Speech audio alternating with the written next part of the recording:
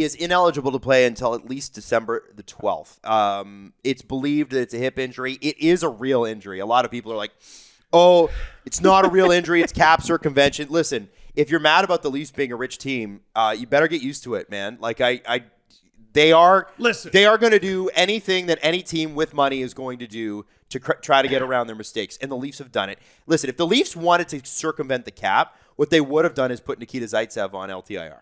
That's something they would have done. It's also, that would have been cap circumvention. These things are also vetted by the NHL. Yes. So there is a due process that happens when a player goes on LTIR like this suddenly when they were playing, and then now there's an injury. They research this. They go in. They do their medical tests with independent doctors that aren't the team doctors, and they make sure that this is a legitimate injury so that teams do not take advantage of this. Because the NHL doesn't like when the Leafs cheat. Like, believe it or not, they're not on the Leafs side. They want to stop them if they're cheating. Gary and his guys don't want this happening. It was a large portion of Sen's Twitter who made memes about Matt Murray being hurt all the time. And then when it's like, oh, Matt Murray's hurt, they're like, what?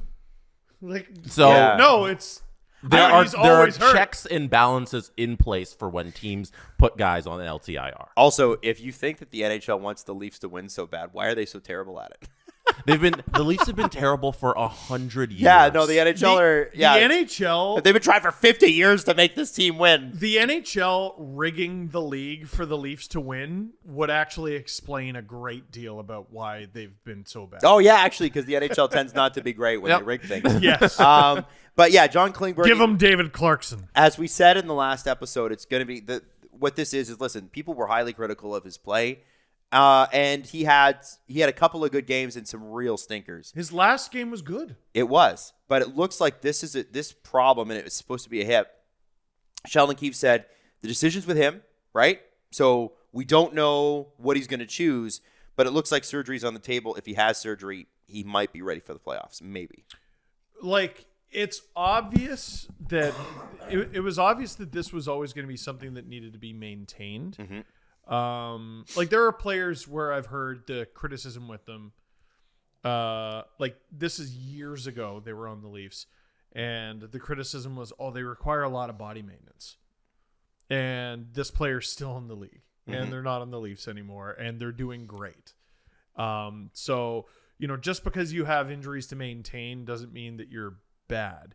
This is something Klingberg was trying to maintain, and you could see through his play that it was slipping through his fingers. Took a couple games off, comes back, looks good. And what took him out? Was it a big hit?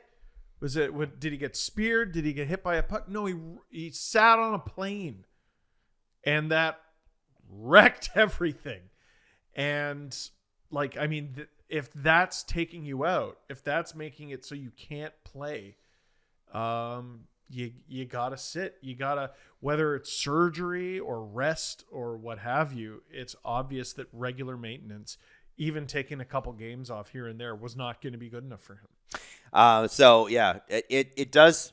If he does sit out and he's not back till say the playoffs, or he just doesn't play again for the Leafs, it does open up some opportunities for them. I mean, I think that's undeniable, and I think people are right to ask the question, what do they do?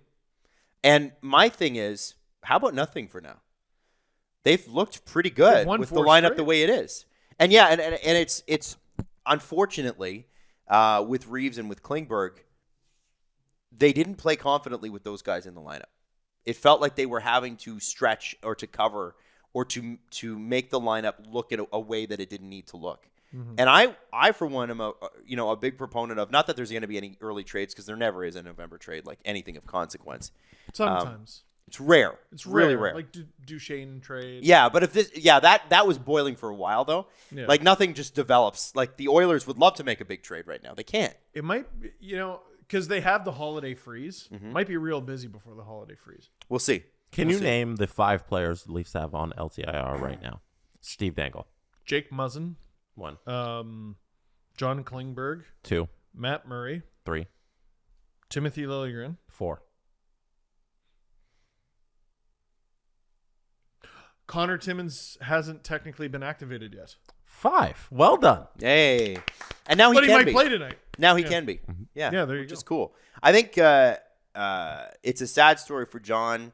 It'll be interesting to see how this plays out. But if that cap space becomes available, the deadline looks a lot different. And I would say, well, the whole season. But I think that the team, the way it's playing right now, wouldn't have a problem with it. Just keep it for now. See what you have. Yeah, no, you do need to see what you have. And, I mean, you got some defensemen playing pretty well, and acquiring 2 defensemen would push them out of the lineup. Yeah. Right? So, there's still that internal competition going on. And, you acquire, let's say you're able to keep Brody, acquire Zadorov, acquire Tanev. Well, what does that mean for a Connor Timmins who you haven't even seen play? What does that mean for Liljegren, who you're not going to be able to see play for a while? What is Mark Giordano going to be forced to play as offside? Or do you just keep William Lagesson in? And there's, I think they're actually kind of in a good position where even though their D hasn't been great, it's recovered a bit, and you're seeing guys in your depth that have a little bit more than you thought. Lagesson, how many people had a real opinion about Lagesson before he started playing? Only Oilers fans. Alan Walsh. Yeah, Alan Walsh. That's it. Simone Benoit. Just the 75,000 people who watched that video that I made. But that's it. It's nuts that many people watch that. I think it was actually more. But, so they have guys who can give them minutes. Mm-hmm. They need quality minutes, right? I don't know if I'm loving the Lagesson-Benoit pairing in the playoffs, but the one thing I will hear from Leafs fans and discuss about the John Klingberg LTIR situation is that it was a huge swing and miss from Brad Treliving. Yes. Yeah. It was a complete disaster signing both Reeves and Klingberg, because if this is how it played out, where you got to scratch one and then you can bury that money eventually in Ryan Reeves, and the other one, the money doesn't matter anymore because it's going on LTIR, all of that money could have been used for other players on July 1st that could be in the lineup right now, and that is a huge blunder a month into your tenure as general manager. I keep hammering the name Matt Dumba. And the Leafs had a multi-year on the table for him, and I guess he turned it down. That's what we've heard. And then he didn't get a multi-year from anybody else, and then ended up in Arizona for basically the same money they paid Klingberg. Now, what if this isn't shenanigans, but it is? What do you mean? He knew that there were problems. Reeves will not be good, and Klingberg will play 12 games. No, so Reeves was just a stupid decision. That wasn't good. That was terrible. But Klingberg, think about it. I want to. It's an appealing idea. Yeah. We have this guy who could put up At his best, 40 50 points up from the back end in a bad season. But on this Leafs team, he could return to 10 goals, 60 points. He had 10 goals last year, right? Or, because we know he has these nagging injuries, if he's not ready to go, we could simply put him on LTIR. So you look at it as a no-risk move, because you're well, either he's good or he's not able to go and we just LTIR the guy. That happens. Mm-hmm. That happens around the league all the time. I don't think the Leafs are too fussed about it. I really don't think they're worried about it internally. I don't. I don't see that. I do genuinely believe they're trying to get him to a place where he's John Klingberg again. I think that was part of it. They Yes. wanted a redemption arc there a little bit. Yeah. And it started great. Mm-hmm. It looked really good Yeah. at the beginning. And I was like, well, hot damn, check out John. Oh, that was a weird decision from John. Oh, now it's exclusively weird decisions. He can't stand up. Oh, he's out of the lineup. Hey, he's back. He looks fine. The plane injured him. I just look at the dude, it's bad. I look at the $5.5 million in those two players, and I say it could have been spread out a little differently. Yep. 100%. Isn't it weird that it's exactly 5.5? Why? Why is that weird? I don't know.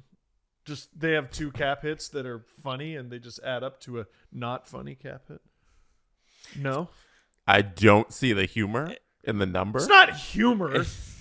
I'm going to be honest. I But don't it's like see the a humor in the conspiracy. number. Look, You're not seeing Is it. anyone- We're not, anybody we're not else, being hard on man. Steve, are we? No, we got it. I feel like this one is. That's a Steve This thing. is a Steve. Isn't Yeah. it? Ain't that funny, Steve? I guess it is. What if I'm just three obsessed with round numbers that aren't round? 1.350 plus 4 1. And it's not an odd number; it's an even number. It's crazy. They add up together to give some- 5.5. Nice round number. Yeah. Yeah, I think. I think.